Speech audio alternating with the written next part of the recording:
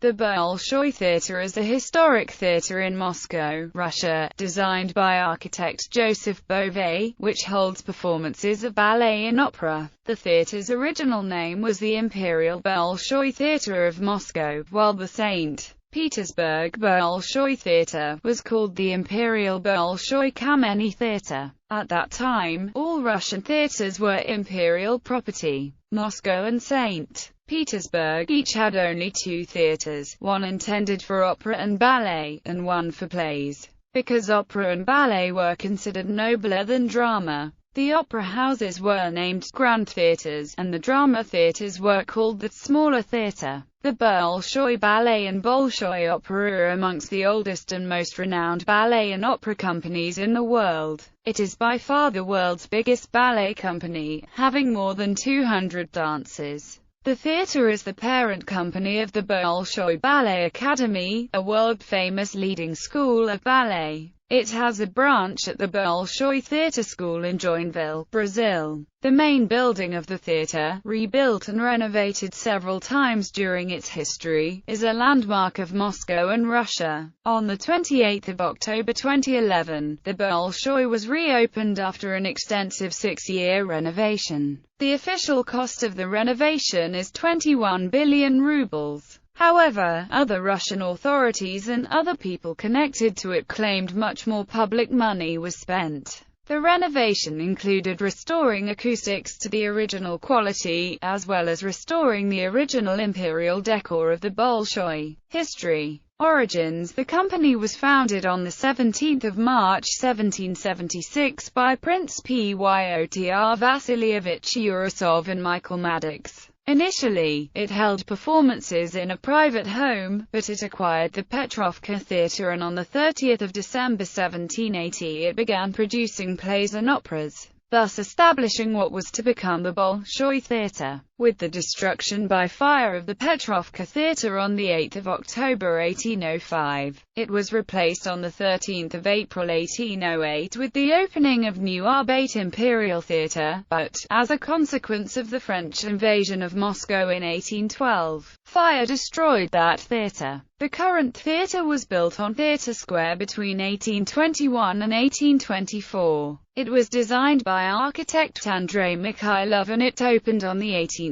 January 1825 as the Bolshoi Petrovsky Theatre with a performance of Fernando Saw's ballet, Cendrillon. Initially, it presented only Russian works, but foreign composers entered the repertoire around 1840. Renovations in the 19th century. In 1843 a large-scale reconstruction of the theatre took place using a design by A. Nikitin, but a fire in 1853 caused extensive damage, and so a further reconstruction was carried out, by Alberto Kavos, son of the opera composer Katerino Kavos. On 20 August 1856 the Bolshoi Theatre reopened. Other repairs of the building took place in 1896. 20th century. On 7 December 1919 the house was renamed the State Academic Bolshoi Theatre. Only a few days later, however, on 12 December, there was an unsuccessful attempt to shut the institution down entirely. Beethoven Hall opened on 18 February 1921. There was further reconstruction of the theatre between 1921 and 1923 under the auspices of Ivan Reberg. Bomb damage occurred during World War II, but this was promptly repaired.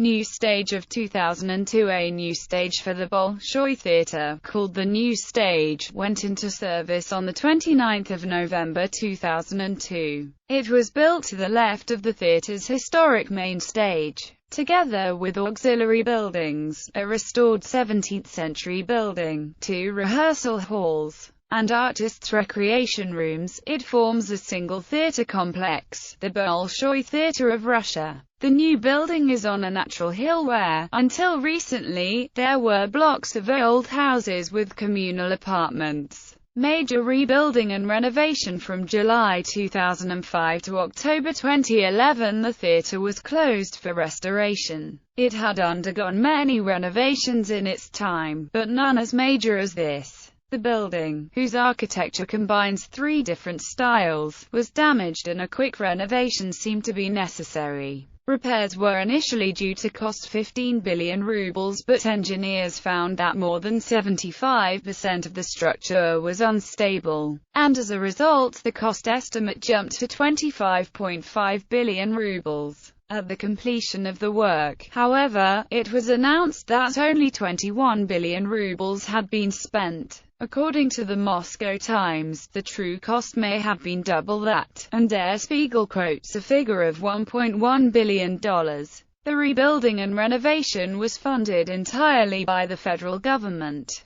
During the long period of reconstruction, the company continued to mount productions, with performances held on the new stage and on the stage of the Great Kremlin Palace. The renovation included an improvement in acoustics, to attempt to replicate the sound believed to have existed in pre-Soviet times, and the restoration of the original imperial decor. The building's foundation and brickwork were thoroughly reset. Inside, the entire space was stripped from the bottom up.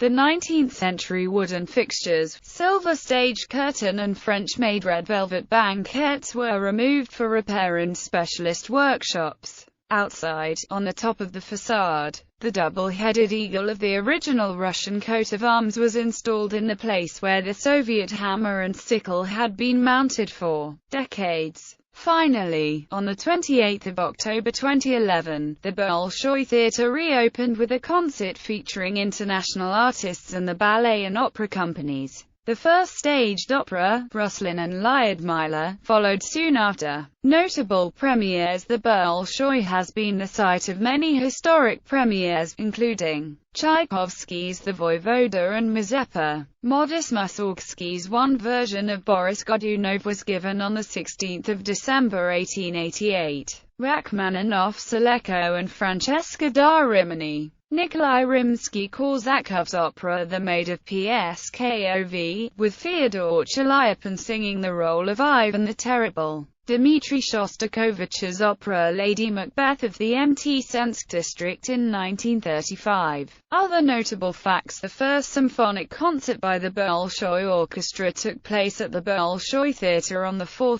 May 1919, conducted by Serge Koussevitzky, Leonid Sobinov, Antonina Nezdanova, Ksenia Dzhezhinskaya, Galina Vishnevskaya, and dozens of other outstanding opera singers have performed at the Bolshoi. The formal proclamation that the Soviet Union had been officially established was made from the stage of the Bolshoi Ballet and Opera. The Bolshoi is a repertory theatre, meaning that it draws from a list of productions, any one of which may be performed on a given evening. It normally introduces 2 to 4 new ballet or opera productions each season and puts a similar number on hold. The sets and costumes for most productions are made in the Bolshoi's own workshops. The performers are drawn primarily from the Bolshoi's regular ballet and opera companies, with occasional guest performances. Since the dissolution of the Soviet Union, there have been a few attempts to reduce the theater's traditional dependence on large state subsidies. Corporate sponsorship occurs for some productions, but state funding is still the lifeblood of the company. The Bolshoi has been associated from its beginnings with ballet. Tchaikovsky's ballet Swan Lake premiered at the theatre on 4 March 1877. Other staples of the Bolshoi repertoire include Tchaikovsky's The Sleeping Beauty and the Nutcracker, Adam's Giselle, Prokofiev's Romeo and Juliet, and Khachaturian's Spartacus. The chief ballet conductor from 1923 to 1963 was Yuri Fair. After the death of Joseph Stalin, the company toured internationally and became an important source of cultural prestige, as well as foreign currency earnings.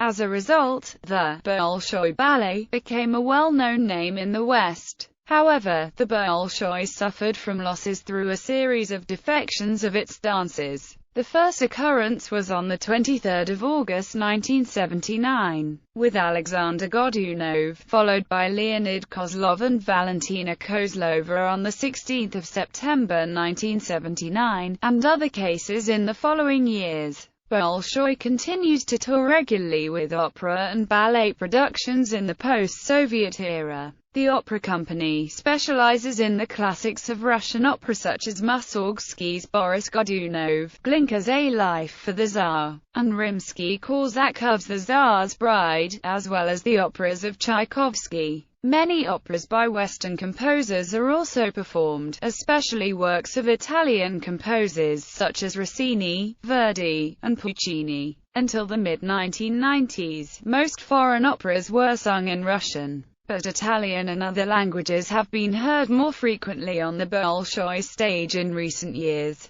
Some operas, such as Borodin's Prince Igor, include extensive ballet sequences. Many productions, especially of classic Russian opera, are performed on a grand scale, with dozens of costumed singers and dancers on stage for crowd or festival scenes. Orchestra. The orchestra of the Bolshoi Theatre is a virtuoso ensemble in its own right.